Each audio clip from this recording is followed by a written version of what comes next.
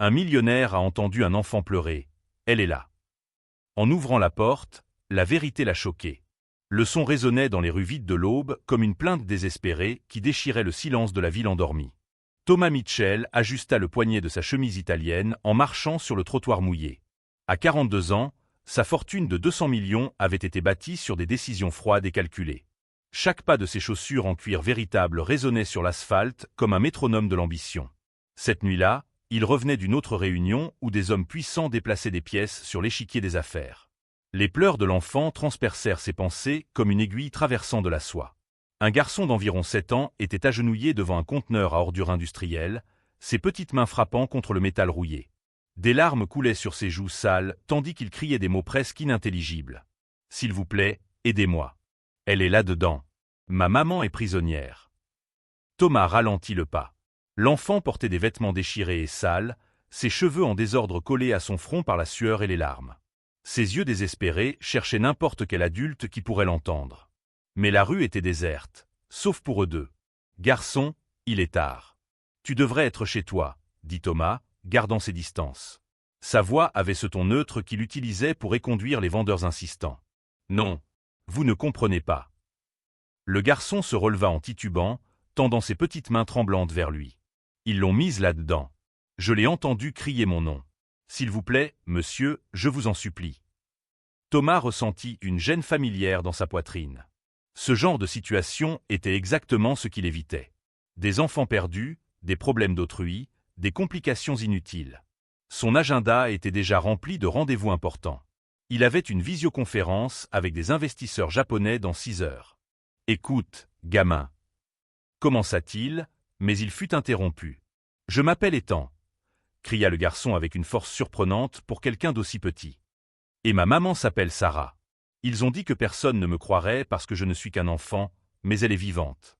Je le sais. » Les mots frappèrent Thomas comme un coup de poing dans l'estomac. Pendant un instant, il se revit à 8 ans, suppliant pour que quelqu'un croie que son beau-père le maltraitait.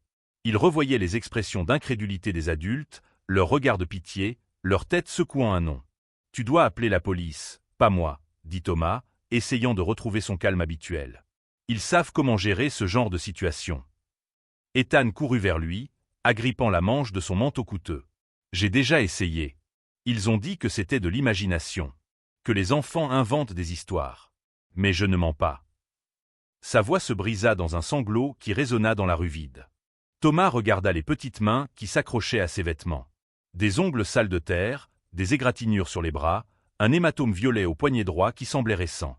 Quelque chose n'allait pas dans cette situation. « Depuis combien de temps es-tu ici ?» demanda-t-il, malgré lui. « 3 jours. » La réponse arriva dans un murmure haletant. « Je dors là au coin et je monte la garde. Parfois j'entends des bruits étranges venant de l'intérieur, mais quand je m'approche, ils s'arrêtent. » Thomas sentit un frisson lui parcourir l'échine. Le conteneur était situé dans une zone industrielle abandonnée, loin de toute activité normale. Qu'est-ce qu'un enfant faisait seul dans un tel endroit depuis 3 jours consécutifs? Il s'accroupit, se mettant à la hauteur des yeux rouges et gonflés du garçon. « Ethan, j'ai besoin que tu me racontes exactement ce qui s'est passé. Depuis le début. » Le garçon avala sa salive, s'essuyant le nez sur la manche de sa chemise déchirée. « Maman et moi vivions chez l'oncle Vincent après que papa est mort. Tout était normal, jusqu'à ce que l'oncle Vincent commence à dire des choses étranges sur l'héritage et des papiers importants. Une nuit, je les ai entendus se disputer. Maman criait qu'il ne pouvait pas nous faire ça. » Thomas observait chaque mot, chaque expression. Il y avait quelque chose de sincère dans la façon dont l'enfant parlait, une précision dans les détails qui ne collait pas à une fantaisie enfantine. Le lendemain, l'oncle Vincent a dit que maman était partie en voyage et m'a ordonné de me taire. Mais j'ai entendu sa voix venir d'ici. J'en suis absolument sûr. Le businessman se leva lentement, regardant le conteneur métallique. Il était plus grand qu'il ne l'avait d'abord imaginé, assez grand pour. Il secoua la tête, essayant de chasser des pensées troublantes. « Tu es sûr que la voix venait de cet endroit précis? » « Oui. Hier soir, je l'ai entendu crier « Ethan, maman est ici. » Mais quand j'ai demandé de l'aide à d'autres adultes, ils ont dit que je rêvais. Thomas s'approcha du conteneur. Il était fermé par un lourd cadenas industriel, du genre utilisé dans les entrepôts de grande valeur. Ses mains touchèrent le métal froid et, l'espace d'un instant, il crut entendre un son étouffé venant de l'intérieur. Était-il en train de devenir fou? Ou bien se passait-il vraiment quelque chose de terriblement grave juste là? Si tu aimes cette histoire et que tu veux découvrir ce qui se passe réellement à l'intérieur de ce conteneur, n'oublie pas de t'abonner à la chaîne pour ne pas rater le prochain épisode. Thomas recula du conteneur, le cœur battant. Il ne pouvait pas sérieusement envisager les paroles d'un enfant traumatisé. Il avait des réunions importantes, des contrats de plusieurs millions attendant sa signature. Sa vie fonctionnait comme une horloge suisse précisément parce qu'il évitait ce genre de drame. « Écoute, Ethan, dit-il, sortant le portefeuille de la poche intérieure de sa veste. Je vais te donner de l'argent pour un taxi. Tu dois rentrer chez toi ou chercher un adulte responsable. » Le garçon secoua violemment la tête, les larmes recommençant à couler. « Non, tu es mon dernier espoir. Si tu pars maintenant, je ne pourrai plus jamais la sauver. » Thomas tendit quelques billets de 50, mais Ethan recula comme si l'argent était du poison. Le rejet le surprit. Dans son expérience, l'argent réglait n'importe quel problème, apaisait n'importe quelle situation. « S'il te plaît, murmura le garçon, ouvre juste la porte. S'il n'y a personne à l'intérieur, je promets de ne plus jamais t'embêter. » Quelque chose dans la voix brisée de l'enfant fit hésiter Thomas. Il regarda à nouveau le cadenas. Pourquoi quelqu'un fermerait-il un conteneur à ordures avec une telle sécurité? Et pourquoi exactement dans cette zone isolée? À ce moment-là, un bruit métallique résonna de l'intérieur du conteneur. Faible, presque imperceptible, mais définitivement réel. Thomas se figea. « Tu as entendu ça? » Ethan acquiesça désespérément. « C'est elle. Maman essaie de communiquer. » L'homme d'affaires s'approcha de nouveau, collant son oreille contre le métal froid. Silence total pendant quelques secondes, puis un autre bruit, comme si quelque chose bougeait là-dedans. « Mon Dieu !» murmura-t-il. Son esprit rationnel résistait encore, mais quelque chose de primitif dans son instinct criait que c'était réel. Il attrapa son téléphone et composa le numéro des urgences. « Allô, police? Je dois signaler une situation suspecte dans la rue industrielle, près de l'entrepôt abandonné. Quelle est la nature de l'urgence, monsieur? Je crois qu'il se peut que quelqu'un soit enfermé dans un conteneur. » Les mots sortirent de sa bouche presque contre sa volonté. « Vous en êtes certain? Nous ne pouvons pas envoyer une unité uniquement sur la base de suppositions. » Thomas regarda Ethan, qui observait chaque mot avec un espoir désespéré. « Oui, j'en suis certain. Il y a des signes clairs que quelqu'un a besoin d'aide ici. » En attendant l'arrivée de la police, Thomas demanda à Ethan plus de détails. Le garçon expliqua que son oncle Vincent avait toujours été étrange, mais qu'il était devenu encore plus sinistre après la mort de son père dans un accident de voiture 6 mois plus tôt. Vincent disait que papa lui devait de l'argent, que la maison où nous vivions lui appartenait de droit. Maman montrait des papiers disant le contraire, mais il se mettait très en colère. « Et quand as-tu vu ta mère pour la dernière fois? » « Il y a 3 jours. Vincent a dit qu'elle était allée rendre visite à grand-mère dans une autre ville, mais maman ne part jamais sans me prévenir. Et ensuite, j'ai entendu sa voix venir d'ici. » Thomas traita les informations. Si l'histoire était vraie, Vincent avait des motifs financiers pour se débarrasser de Sarah. Mais enfermer quelqu'un dans un conteneur semblait trop extrême, même pour un conflit familial. 2 voitures de patrouille arrivèrent 15 minutes plus tard. L'officier Rodriguez sortit de la voiture avec une expression sceptique, suivi de sa partenaire, l'officier Chen. « Alors, où est l'urgence ?» demanda Rodriguez en regardant autour de la zone vide. « Nous croyons qu'il y a quelqu'un enfermé dans ce conteneur, » dit Thomas, en pointant la structure métallique. Rodriguez examina le cadenas, puis regarda Ethan avec suspicion. « Et comment êtes-vous arrivé exactement à cette conclusion? » L'enfant affirme que sa mère est à l'intérieur. « Enfant. » Rodriguez répéta le mot avec un mépris évident. « Monsieur, avez-vous idée du nombre d'appels faux que nous recevons chaque semaine basés sur les intuitions d'enfants? » Thomas sentit la colère commencer à bouillir dans sa poitrine. La même condescendance qu'il avait affrontée des décennies plus tôt lorsqu'il tentait de dénoncer son beau-père. « Officier, j'ai entendu des bruits venant de l'intérieur. Ce n'est pas seulement la parole de l'enfant. » Chen s'approcha du conteneur et frappa sur le côté avec sa lampe torche. « Y a-t-il quelqu'un là-dedans » cria-t-elle. Silence complet. « Vous voyez » dit Rodriguez. Conteneur vide. Enfant traumatisé inventant des fantasmes. « Attendez » intervint Thomas. « Cela ne coûterait rien de couper le cadenas et de vérifier. S'il est vide, vous avez raison. Sinon… » « Monsieur, nous ne pouvons pas détruire une propriété privée sur la base de spéculation. Nous aurions besoin d'un mandat judiciaire pour cela. » Ethan recommença à pleurer, plus fort cette fois. Personne ne me croit. Personne ne veut l'aider. Shane s'accroupit à la hauteur du garçon. Petit, où habites-tu? Nous allons te ramener chez toi. Je n'ai pas de maison. Vincent m'a mis à la porte après la disparition de maman. Il a dit que j'étais un poids mort.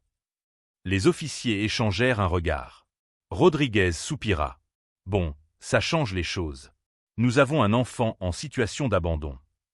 Et le conteneur, insista Thomas. Nous l'inclurons dans le rapport, mais sans preuve concrète, il n'y a pas grand-chose à faire ce soir. Thomas observa Ethan être placé sur la banquette arrière de la voiture de patrouille. Le garçon le regardait à travers la vitre avec une expression qui le hanta. Une défaite absolue mêlée à de la trahison. C'était le même regard qu'il avait lui-même lancé aux adultes qui avaient échoué à le protéger des années auparavant. Alors que les voitures s'éloignaient, Thomas resta seul devant le conteneur. Le silence de la nuit revint envelopper la zone, mais il semblait désormais chargé de sombres secrets. Il avait deux options, poursuivre sa vie normale, en oubliant cette rencontre troublante, ou enquêter par lui-même sur les mystères derrière l'histoire d'Ethan. Pour la première fois depuis des années, Thomas Mitchell était sur le point de prendre une décision basée sur l'émotion plutôt que sur la froide logique des affaires. Thomas n'a pas réussi à dormir cette nuit-là. Chaque fois qu'il fermait les yeux, il voyait le visage désespéré d'Ethan emmené par la police. À 3 heures du matin, il abandonna et appela Marcus Webb, son détective privé de confiance. « Thomas, il est tard, mec. Quelqu'un est mort. »« Marcus, j'ai besoin de toi maintenant. Rue industrielle, près de l'entrepôt abandonné. Apporte du matériel pour couper du métal. Qu'est-ce que tu manigances? Je t'expliquerai quand tu arriveras. Et Marcus, apporte aussi du matériel d'enregistrement. Tout ce que nous trouverons doit être documenté. » 1 heure plus tard, Marcus arriva avec une camionnette remplie de matériel professionnel. Ancien détective de police, il était devenu le détective privé le plus sollicité de la ville après avoir révélé un réseau de corruption au sein du département. « Alors, dit Marcus en regardant le conteneur, tu crois vraiment qu'il y a quelqu'un à l'intérieur juste sur la parole d'un enfant? J'ai entendu des bruits, Marcus. Et il y a quelque chose dans toute cette situation qui ne me sort pas de la tête. » Marcus examina le cadenas avec un regard professionnel. Ce n'est pas un cadenas ordinaire. C'est militaire, utilisé pour protéger du matériel de grande valeur. Pourquoi quelqu'un utiliserait ça sur un conteneur à ordures? Pendant que Marcus préparait la scie électrique, Thomas appela un autre contact, Elena Santos, une assistante sociale qu'il avait rencontrée lors d'événements caritatifs. Il expliqua la situation d'Ethan et lui demanda de suivre où l'enfant avait été emmené. « Thomas, il est 4 heures du matin. Pourquoi cet intérêt soudain pour un enfant inconnu? Elena, aide-moi juste cette fois. Je promets d'expliquer tout après. » D'accord, je vais vérifier le système. Mais tu me devras une explication détaillée. La scie électrique coupa le cadenas en quelques secondes. Marcus prit des photos avant d'ouvrir lentement la lourde porte du conteneur. Le bruit métallique résonna dans la zone silencieuse comme un sombre présage. L'intérieur était sombre et étouffant. Marcus braqua la puissante lampe torche, et tous deux se figèrent devant ce qu'ils virent. Une femme était attachée au fond du conteneur, inconsciente mais respirant. Vêtements sales, visage meurtri, mais définitivement vivante. À côté d'elle, des bouteilles d'eau à moitié pleines et des restes de nourriture indiquaient que quelqu'un la gardait là depuis plusieurs jours. « Mon Dieu !» murmura Thomas. Ethan avait raison depuis le début. Marcus appelait déjà l'ambulance tout en documentant tout avec sa caméra. « J'ai besoin d'une unité médicale rue industrielle, urgence. Nous avons trouvé une femme en captivité. » Thomas s'approcha avec précaution. La femme avait les mêmes yeux qu'Ethan, les mêmes traits du visage. C'était définitivement Sarah, la mère du garçon. « Sarah, dit-il doucement. Sarah, tu peux m'entendre. » Elle ouvrit lentement les yeux, désorientée et effrayée.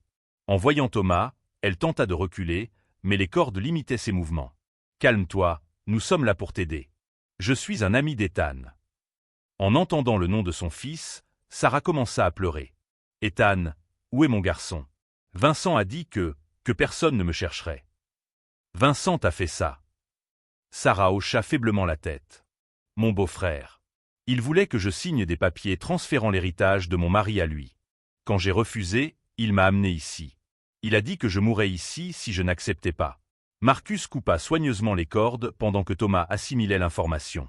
Vincent n'était pas seulement avide. C'était un criminel prêt à commettre un enlèvement et éventuellement un meurtre pour de l'argent. Depuis combien de temps es-tu ici? 3 jours, peut-être 4. J'ai perdu le compte. Il venait une fois par jour, toujours la nuit, demandant si j'avais changé d'avis concernant les papiers. L'ambulance arriva avec une nouvelle équipe de police. Cette fois, avec des preuves concrètes, les officiers prirent la situation beaucoup plus au sérieux. Sarah fut emmenée à l'hôpital pendant que Marcus organisait toutes les preuves collectées. Elena rappela avec des informations sur Ethan. Thomas, l'enfant a été emmené au centre d'accueil pour enfants Esperança. Mais il y a quelque chose d'étrange dans le système. L'homme qui s'est présenté comme l'oncle et tuteur légal a donné des informations contradictoires sur la situation familiale. Quel genre de contradiction? Au début, il a dit que la mère avait abandonné l'enfant. Ensuite, il a changé la version pour une hospitalisation psychiatrique volontaire. Et maintenant, il est indiqué qu'elle a voyagé pour le travail.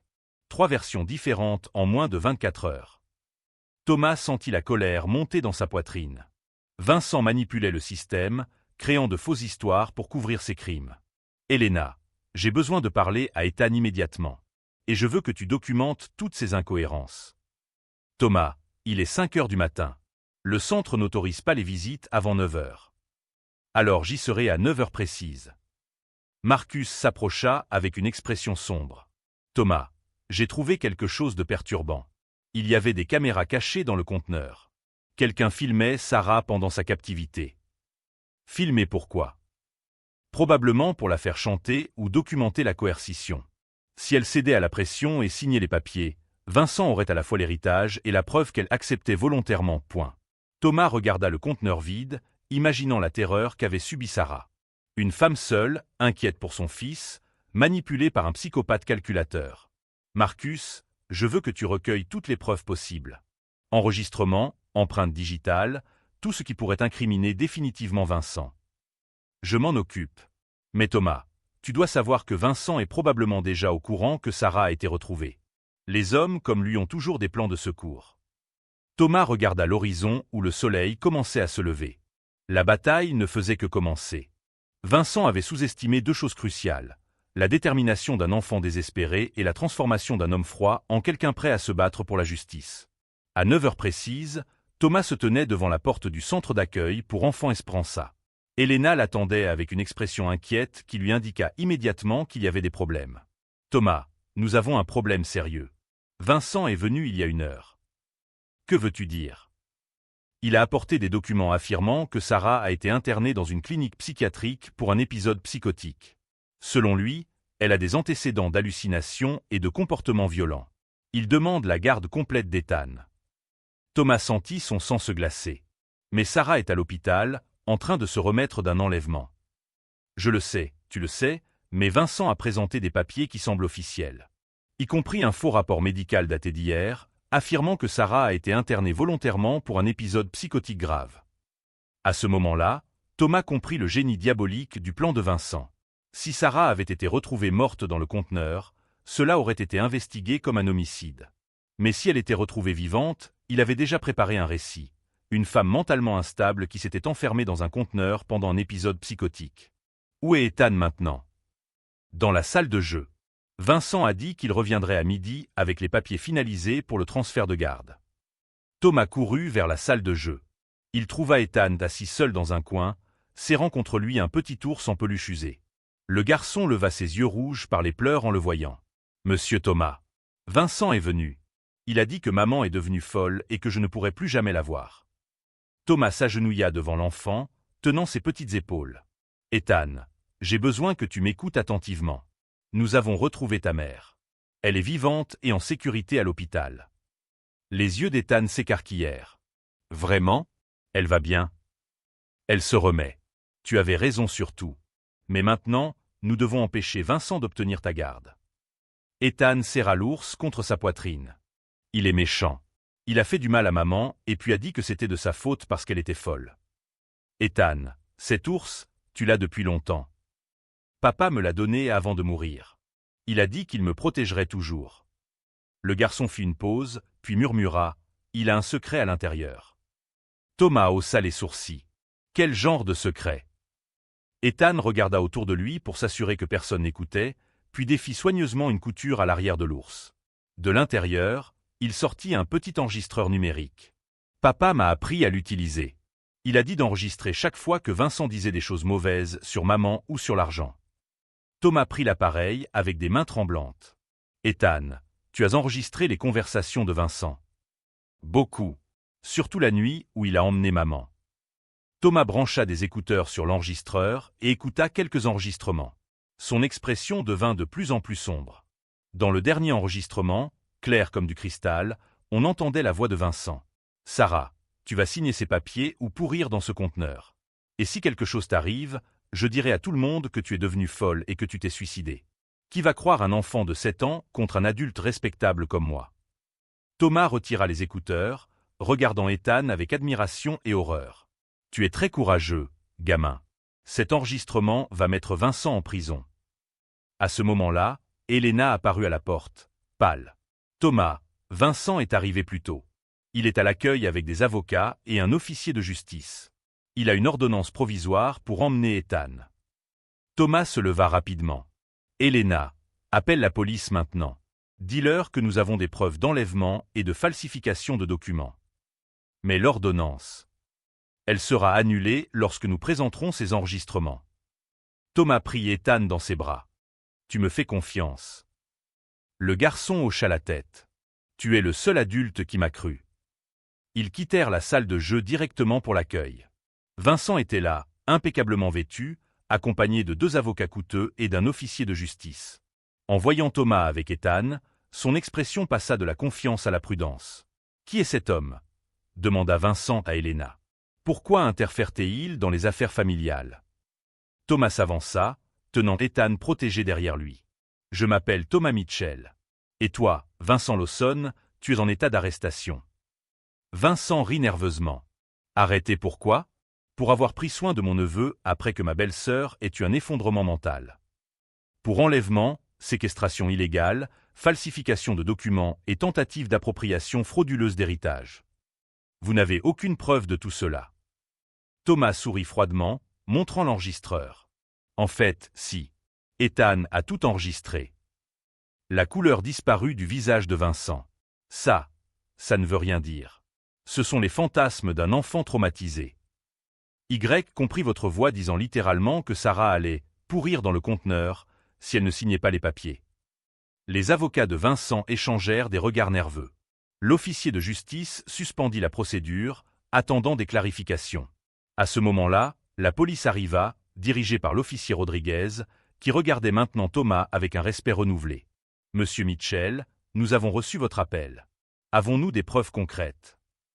Thomas remit l'enregistreur. « Tout ce dont vous avez besoin est ici. Et Sarah Lawson est à l'hôpital central, en train de se remettre de l'enlèvement qu'elle a subi aux mains de cet homme. » Vincent tenta de s'enfuir, mais fut immédiatement maîtrisé par les policiers. Ses avocats s'éloignèrent rapidement, ne voulant clairement pas être associés à l'affaire. « C'est une erreur !» cria Vincent en se faisant menotter. « Elle est folle.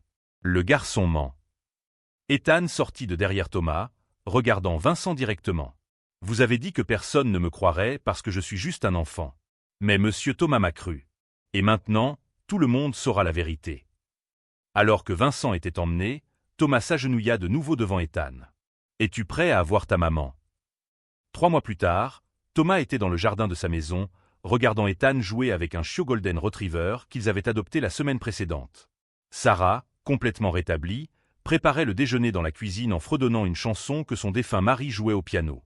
La transformation dans leur vie avait été extraordinaire. Sarah avait retrouvé non seulement sa liberté, mais aussi tous les biens que Vincent avait tenté de voler. Les avocats de Thomas avaient découvert que Vincent avait falsifié plusieurs documents au fil des ans, tentant systématiquement de s'approprier l'héritage familial. « Thomas » appela Sarah depuis la fenêtre de la cuisine, « le déjeuner est presque prêt. » Il sourit, observant comment cette maison qui avait toujours été froide et silencieuse était désormais pleine de vie, de rire et d'amour véritable. Ethan courut vers lui, les cheveux en bataille et les joues rouges après avoir joué au soleil. « Thomas, puis-je te poser une question ?»« Bien sûr, mon fils. » Les mots sortirent naturellement. Au cours des derniers mois, Thomas était devenu bien plus qu'un sauveur pour Ethan et Sarah. Il était devenu famille. « Pourquoi as-tu décidé de me croire cette nuit-là » Tous les autres adultes disaient que j'inventais des histoires. Thomas se baissa, se mettant à la hauteur des yeux curieux du garçon.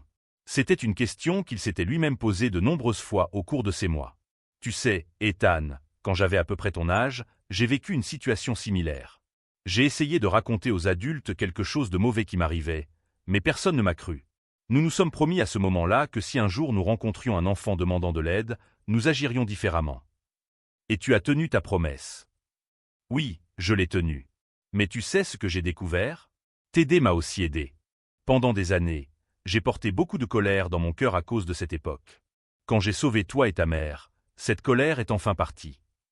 Sarah les rejoignit dans le jardin, s'essuyant les mains avec un torchon. Ses yeux montraient encore parfois les marques du traumatisme vécu, mais sa force et sa détermination étaient revenues complètement. Le procès de Vincent a eu lieu hier, dit-elle en s'asseyant dans l'herbe à côté d'eux. 15 ans de prison pour enlèvement, séquestration illégale, falsification de documents et tentative d'appropriation frauduleuse. Thomas acquiesça. Marcus avait fait un travail impeccable en recueillant les preuves. Les enregistrements d'Ethan, combinés aux caméras cachées dans le conteneur et aux documents falsifiés, constituaient un dossier irréfutable contre Vincent. Il a essayé de plaider la folie à la dernière minute, continua Sarah, mais le juge n'a pas accepté. Les enregistrements montraient clairement qu'il savait exactement ce qu'il faisait. Ethan resta silencieux un moment, puis demanda « Maman, as-tu peur que Vincent revienne un jour ?» Sarah serra son fils dans ses bras. « Non, mon amour.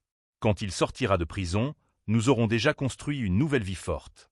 Et en plus, regarda Thomas avec un sourire, nous avons quelqu'un de très spécial pour prendre soin de nous. » Pendant le déjeuner, Thomas observait la dynamique de la famille qu'il avait aidé à réunir. Sarah et Ethan parlaient de leurs projets pour les vacances d'été, discutant s'ils voulaient aller à la plage ou à la montagne.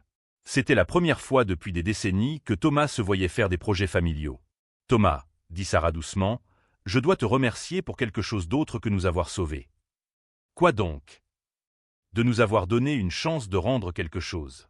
Je sais que tu as toujours eu beaucoup d'argent, mais tu n'as jamais eu de famille. J'espère que nous avons réussi à te donner cela. » Thomas sentit une forte émotion monter dans sa poitrine. Elle avait raison.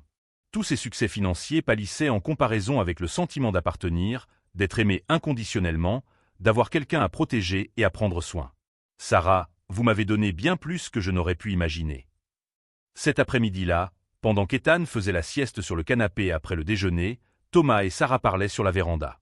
Elle avait commencé à travailler comme consultante pour une organisation aidant les familles dans des situations de violence domestique, utilisant son expérience pour guider d'autres femmes. « Parfois, je pense, » réfléchit Sarah, « que peut-être tout cela est arrivé pour une raison.